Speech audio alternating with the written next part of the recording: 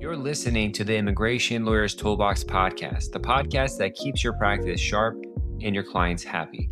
I'm your host, immigration lawyer John Khosravi, and every week we're bringing you insights, tips, and real-world conversations with top immigration attorneys and industry leaders. Whether you're here to grow your practice, stay on top of the latest trends, or get inspired, you're in the right place. Ready? Let's go. Hello, fellow Toolboxers. Welcome to episode number 439 of the Immigration Lawyers Toolbox podcast. Great interview with our colleague, Sarah Lachman, in the New York area. She's going to be one of the main people, main committee members and participants in the New York AILA Symposium. They have a conference too, but they call it Symposium for some reason, so we'll stick with that. It's coming up, so you definitely want to check that out. A lot of information every year. There's so much to learn from the New York Symposium, very active bar. And if you're an AILA member, that's part of the New York bar, or if you're not, let's say a member there, that's one of the bars you really want to be active on because it's got a good listserv that people share a lot of information and stuff like that. That Rome District, and I'm sorry if there's other ones I'm not including, but I found New York to be a really active one. And it's a major hub, so it's always you always end up having cases in New York, so really good to be active there.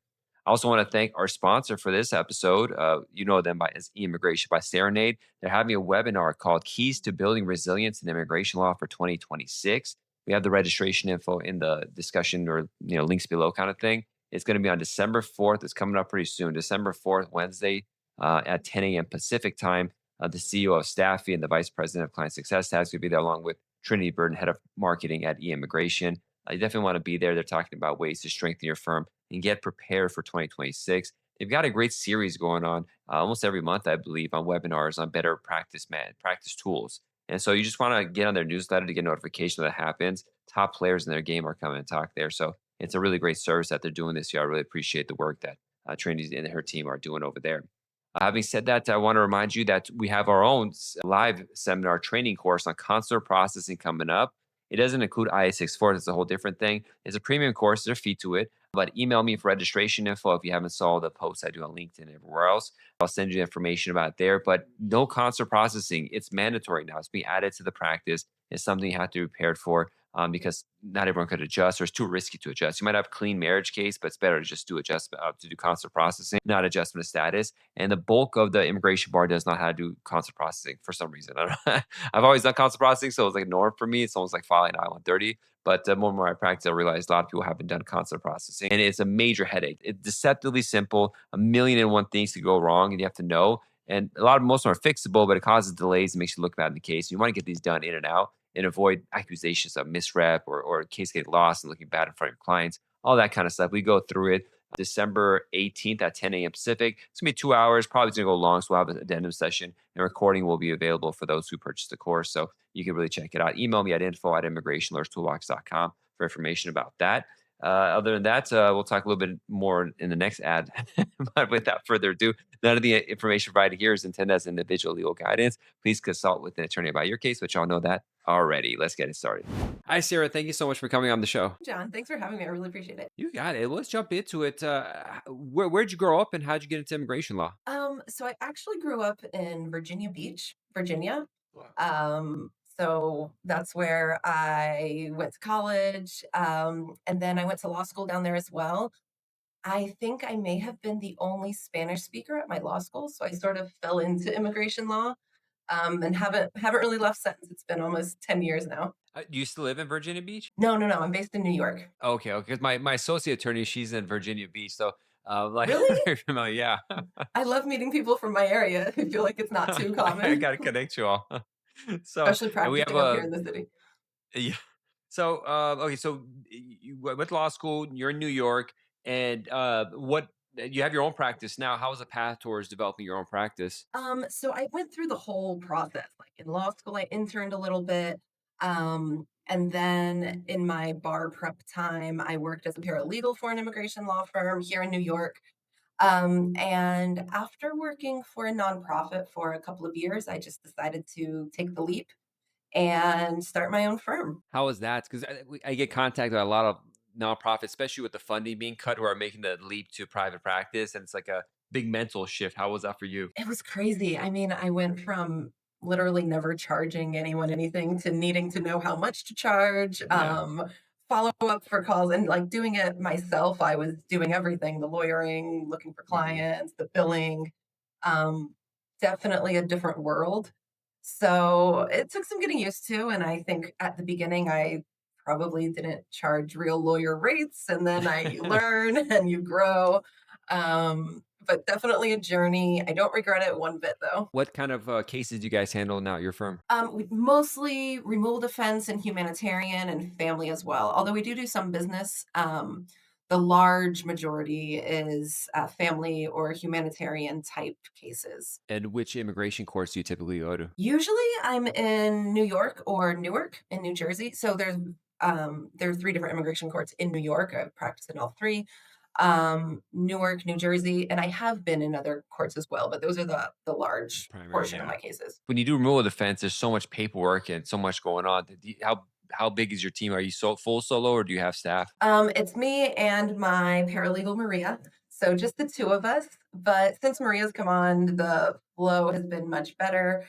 We'll probably expand again in the new year, but you're Mhm. right, removal defense, so much paperwork, and sometimes, we get old cases that are still paper filed, and we're still filing in person, and it's just crazy. I love the ability to use any internet-based ECAS Yeah. or USCIS e-filings, however we can keep it virtual. USA is trickling in there. They're allowing more PDF uploads, which I'm hesitant to do because, like, I'm just like, I tried to do a EAD once and it didn't work. I couldn't figure it out, so we just mailed it in.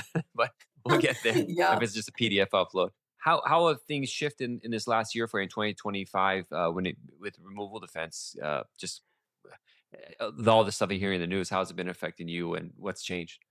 Yeah, I mean, I think a lot of it is keeping mentally sane, like just being able to keep up with the changes in law, knowing it, not going completely crazy, keeping up with everything. But also, the types of cases we're seeing are very different. Like in the past few months, we've had a huge influx of removal defense cases that have applications pending with USCIS, which is crazy. Like I-130 is pending.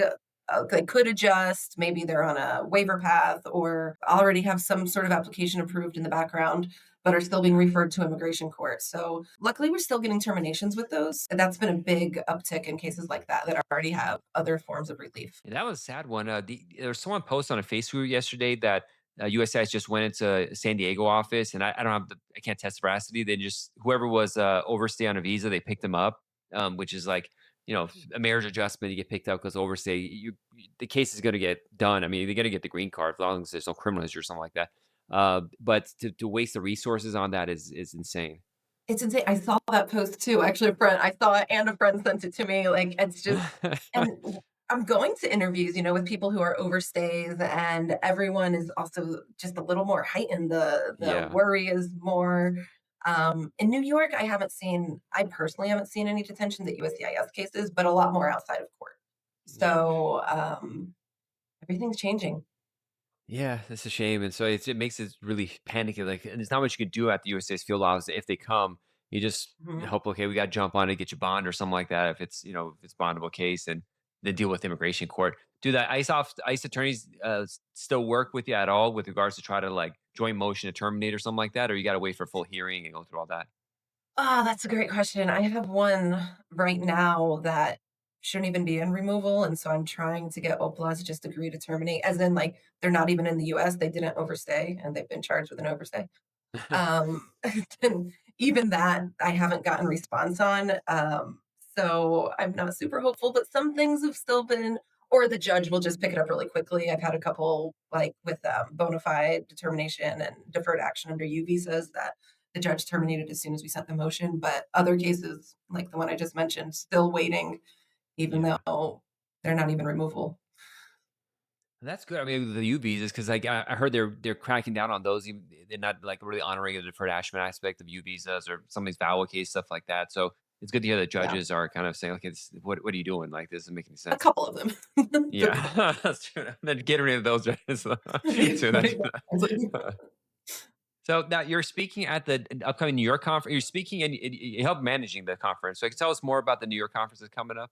Hey, everybody, I'm jumping in really quick to remind you about our community page on circle.s. So, if you're tired of Facebook groups and the nonsense you do with Facebook, we created a private group. It's almost got 400 members. We're going for 1,000, where you could add discussion questions, add access to our free CLEs, video courses, job listings that pop up, and a lot more AEO decisions. If they keep recouping the AO decisions, we'll have more of them where we break them down so you can study them and be better at what you do on EB1A, NIW cases, and a lot of other stuff. So much training and material there that you won't believe. It's free for US lawyers. Just go to our website, immigrationlawyerstoolbox.com or iltbox.com. Click on the community page, and it'll be registration. We got to know if you have a bar, US bar. That's because we limit it to US lawyers, and we'll take it from there. Definitely join. You're going to get a lot out of it. I guarantee.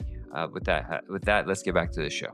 Yeah, so I'm the first vice chair of the executive committee of the New York chapter of AILA, and we're having our annual conference. We have it every year in December coming up.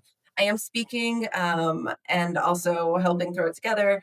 It's really exciting because this year is our first year with a third track. We usually just have a humanitarian removal track and a business track, but this year there's also a rule of law track, which is pertinent to everything happening now. Lawyers trying to Yeah, protect themselves, seeing what we can do, what we can't do when our clients are being unfairly targeted. So that's it's interesting. an interesting, hopefully, interesting conference coming up. Is it a 1 or 2 day conference? Just a 1 day conference. Oh, one Yeah. day you sort of you're jam packed. Is it recorded? Is it gonna be recorded? There is a webinar option, but if you come in person, we also have our annual holiday party at the end. So a real Very full cool. day, And you guys call it a symposium, right? Yeah, our symposium. Yes. yeah, symposium. So everyone else in conference, New York has a symposium. So real We're cool. special. Is it possible for people to buy the recording and watch it like they're not local? Well, there's a webinar option. So if you purchase a ticket webinar, I presume it'll be available afterwards too. Um, so you can watch it as you need to on Mhm. demand, and the in-person option. Now you're a person who has their own firm, and you told me you have a paralegal thing expanding. What are your thoughts on expansion? Like, there are some people are saying clients are hesitant to hire removal or bond hearing because they're not sure what's going on. They're just going to go hiding. Like, what have you seen like from the business aspect? Just clients coming in and be able to like fund the firm and operations and growth plans. Yeah, that's a good question. And I think we're in the same like Facebook groups. I've seen a lot of people complaining this year, like business is down, downsizing. Um, we've had a relatively good year. I think it's probably more because we put more into advertising than we had previously. But it's still, if we're not as eager to apply for everyone like we would have been last year. So there are some cases that we definitely have to advise, it's up to you, but if you want to wait, Yeah. it might be advisable. But also with things like because I do removal and a lot more people are getting notices to appear in court, and sometimes they're cases that we're hoping for a quick termination. We've seen an uptick in those type of removal Hmm. cases. So it's been a good year business wise for us. So hoping to be able to make those next steps, but also there's even as an attorney, there's that fear that, something else will change, like the bonds, we Yeah. no more bonds. So what are we going to do? Will what other aspects of business fall off as well? So there are those hesitations if it's the right time to expand.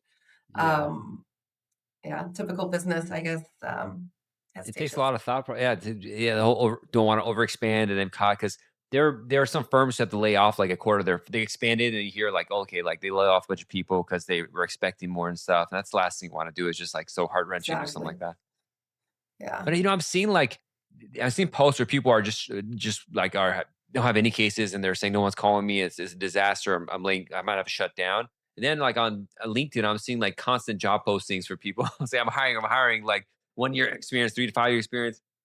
So it's really this K-shaped recovery. Some people are like doing really well, and some people are it's really bad. It's kind of like a weird that's working out that way. I've noticed the same thing. Yeah, and some people are like, "Oh, well, Trump gave you business." I'm like, "I don't know about that." Like, and I don't know if it's the business I want, Yeah. because things are rough. It's hard, and also it's hurt your own morale if you're not able to Yeah. win cases or if you can't give hope to people where you're used to being able to say, "Oh yeah, this will be fine." Hmm. Not everything will be fine like it used to be. And just telling people, yeah, we're going for a adjustment interview. Historically, it's 99.9% approval, but ICE may be there, pick you up, and we'll see. They detain. So dress for like, well, I just had an interview right now. My associate, I was watching what she was doing the practice interview. She's like, just dress comfortably in case ICE does come pick you up. He's trying to sell it, not like That's good some. advice, It's like I don't know. but it's And I true. hear her say it. I was like, I wish you didn't have to give that kind of advice because that's such a horrible thing that they're gonna freak out. I mean, the client's gonna freak out, so they're gonna be so worried. Most likely they'll be fine, but it's just like I hate telling people something like that. Yeah, like, anecdotally, I heard a story, I think it was in the news of, AOS marriage-based case, and they told the intending immigrant, "Oh, we're just gonna make a photocopy of your passport, come with us." And the lawyer and the USC stayed, and she never came back. They took her in, and so now I have an adjustment coming up next week. They filed in status, it should be fine, but I'm just Yeah. like, "Stay together, don't separate." And it's like, I hate even having to say that, but Yeah. of an abundance of caution, you've gotta say Yeah. Never everything, separate from right? your client because they can ask questions that you don't want them to ask even or say, yeah, always stay class. Good point. It's good. Because I would have just said, okay, Yeah. whatever. Because he's like, okay, it's open and shut case. But yeah, it's Photocopy. better. Yeah, yeah, Yeah. exactly. Me too. But now I'm just like, just, not to scare you because you also don't want your client to be overly nervous in an interview that should be fine. Um, so it's a whole balance of factors. So there's weird posts that going on too where people are saying for the U4U parole program, some officers are saying U4U is not lawful entry, so it's like you can't adjust. And it's like, wait a minute, the matter of Kilantan. So if they let you in, they let you in. That's it's done. Like It's for done. married to U.S. citizen kind of case. So you just think stuff like that happen. You're like, oh man, I got to go to every interview now because the people are just making things up at this point. Yeah, yeah, I've seen a lot of that too. I will say though, I mean, this was a few months ago. I was filing quite a few cases for people who had been like arriving aliens who had then been bonded in and making the argument that it was parole for adjustment. Yeah. Um, uh, they always get through, but sometimes you have to deny they're denied, and then on the 290B they're approved. So I still had a couple of those approved this administration, um, which is good, but also I don't know that I'd file that now. Yeah. So those sorts of cases too. It's just I don't know. The advice is Yeah. changing. Well, even like I-601A cases, it's like, is it worth starting the I-130 now? Because it might be a detained. So, there's a I-618 exists for a reason. You can't really get to the 618 because they're stopping it midway and putting a removal or something like that. So it's just like, and I just got like someone posted they had I-618 approved and they're waiting for MC interview. They got picked up. ICE came after him, and I just got I-618 approved myself after like it was like Oh, 2.5 years, and like, telecom, maybe you should go leave and just be outside because Mexico's gonna take another year and a half to give you an interview. So just it's for the like, I don't know. interview. And Yeah. it's nerve wracking. Like, what do you do? What do you do? Yeah, that's the worst. And then, I-130s that have been filed before the change of administration. It's like, wait, do I withdraw this now? But then if you withdraw, it's also going to trigger Exactly. Yeah. something. We're So stuck. you're stuck. So it's Yeah. just, So it's got these lawsuits. I mean, the people are suing, but it doesn't seem like lawsuits are really happening. Nothing's happening yet. It's like the H-1B lawsuits are happening over that $100,000 thing, but I'm not mhm. sure. I don't understand federal litigation. I don't do it. So it's like sometimes it takes forever for things to move forward. Sometimes like immediately, like everything stops. So it's all over the place. Or like the ombudsman one. I've had really good luck with ombudsman in the past, and then this administration shut down the whole ombudsman office, but they were Yeah. sued. And now it's open, but apparently they're barely operating and they're not Yeah. doing anything. So, like, is it even worth the lawsuit at some point? Yeah, it's same thing like FOIAs too. Is like they're hiding a lot of information. So eventually, I guess Everything these is lawsuits will blocked. get through, but it's tough sludge. It's a lot to get through it. They'll get through next administration. No, just kidding. So if you want to reach out to you, what's the best way they could do that? Best way for me is by email, sarah@lockmanlaw.nyc, or calling our office and scheduling a consultation to speak with us. For sure. When is the New York symposium going to be? Oh, great question. That is on December 1st. So it's early this year. Oh wow, it's coming up quick. Yeah. So I you guys don't gonna know have your when this is Christmas going to party be way published. early too. Sorry. I know. It's our earliest.